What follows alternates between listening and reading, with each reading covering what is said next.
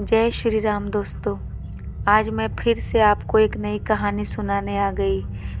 दोस्तों, मेरा इरादा आपको डराने का बिल्कुल भी नहीं है। मेरी कहानियाँ इतनी डरावनी नहीं होती क्योंकि इनमें कुछ बनावटी नहीं है। जो जैसा होता है मैं आपको वैसे ही सुनाती हूँ। इसीलिए शायद आपको मेरी कहानियाँ कुछ ज़्यादा इंटरेस्टिंग ना लगे, पर दोस्तों सच्चाई तो सच्चाई ही होती है। एक बात और, आज किसी एक ने मुझे सब्सक्राइब किया है। वो जो भी है मैं उन्हें नहीं जानती, पर वो मेरे लिए एक रात में अंधेरी रात में एक सूरज की पहली किरण के समान है, जो घना अंधेरे को मिटाकर प्रकाश फैला देती है। अब मुझे एक उम्मीद मिली है, आज एक उम्मीद मिली है, कल हज़ारों उम्मीद मिलेगी। इसीलिए दोस्तों, अगर आपको मेरी आवाज़ पसंद आए तो आप मेरे चैनल को सब्सक्राइब ज़रूर करें। इससे मेरा चैनल ग्रो करने में मुझे हेल्प मिलेगी। और कभी भी किसी की मदद सोच समझ के नहीं करनी चाहिए। आप मुझे सुनते हैं, ये मैं आपकी आभारी हूँ। ये कहानी आसाम की दिसपुर की है। ये घटना जिनके साथ हुई है, मैं आपको उनके पॉइंट ऑफ व्यू से सुनाती हूँ। मेरा नाम सूरज है। मुझे नई जगह नौकरी मिली थी। मैं ट्रेन लेट होने की वजह से स्टेशन के बाहर खड़ा था। मैं कई साधन टैक्सी ढूंढ रहा था। काफ़ी प्रयत्न करने के बाद भी मुझे कोई साधन नहीं मिला। मैं थक कर एक चाय की दुकान पर जाकर बैठ गया। ये काफ़ी पहले समय की बात है, जिस समय ज़्यादा साधन उधर नहीं चलते थे। उस चाय वाले ने मुझे बोला, साहब आप सुबह चले जाना, यहाँ रात में जाना सफ़र करना ठीक नहीं है। पर मेरे जिद करने पर उसने मुझे बताया कि यहाँ पास ही थोड़ी दूर पर एक ढाबा है, आप वहाँ जाकर देखो, कोई ना कोई ट्रक वाला आपको ज़रूर मिल जाएगा, जो आपको शायद आपके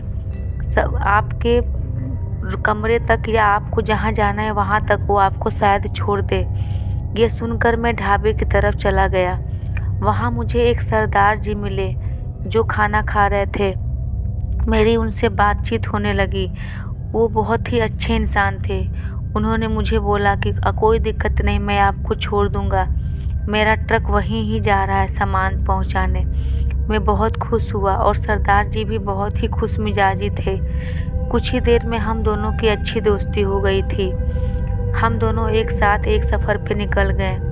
रास्ता अच्छा कट रहा था। उनकी बातें बहुत ही हंसमुख थी और बहुत ही हंसी आ रही थी। तभी अचानक से उन्होंने मुझसे समय पूछा, तो मैंने टाइम देखा। उस समय टाइम 1:45 हो रहा था। मेरे इतना कहने पर सरदार जी बहुत ही सीरियस हो गए और बोला, भाई तू अपनी आँख बंद कर ले, अब थोड़ी दूर तक तुझे अपनी आंखें बंद करके और सर झुकाकर ही बैठना होगा।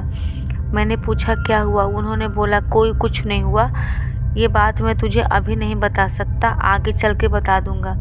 बस भाई तू मेरी एक बात मान ले। इतना सुनकर मैंने अपनी आंखें बंद कर ली और सर झुका लिया, पर मेरे दिमाग में एक अजीब सी खलबली मची हुई थी। उस खलबली के कारण ही मैंने धीरे से अपना सर उठाया और सामने रोड की तरफ देख लिया। मैंने देखा सामने एक औरत दुल्हन के जोड़े में घूंघट किए बीच रास्ते में खड़ी थी। यह देखकर मेरी तो चीख ही निकलने वाली थी, पर सरदार जी ने मेरा हाथ दबाकर मुझे चुप रहने का इशारा किया और ट्रक उसके आर पार चली गई। मेरी तो जान ही जैसे निकल गई हो। मेरे अंदर से एक अजीब सी घबराहट और मेरे हाथ पांव बिल्कुल कांपने लगे।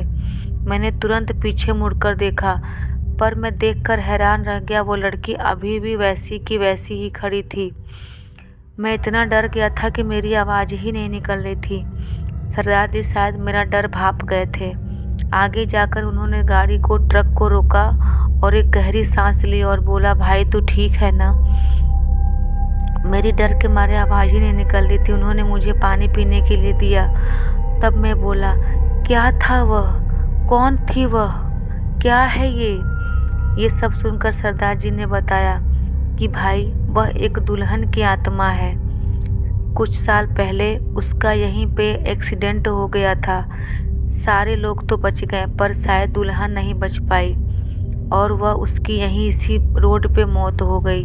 हम सारे ट्रक वाले जानते हैं कि इस टाइम पे वो दुल्हन दिखेगी ही दिखेगी, इसलिए कोई चुपचाप कुछ नहीं बोलता और अपने काम पे आगे निकल जाता है। जिसने भी उसे टोका या कुछ बोला या गाड़ी रोककर उससे बात करने की कोशिश की, वह उसे अपना चेहरा दिखा देती है, और जिसने भी उसका चेहरा देखा वो आज तक जिंदा नहीं बचा। हम सारे ट्रक वाले ये बात जानते हैं मेरे भाई।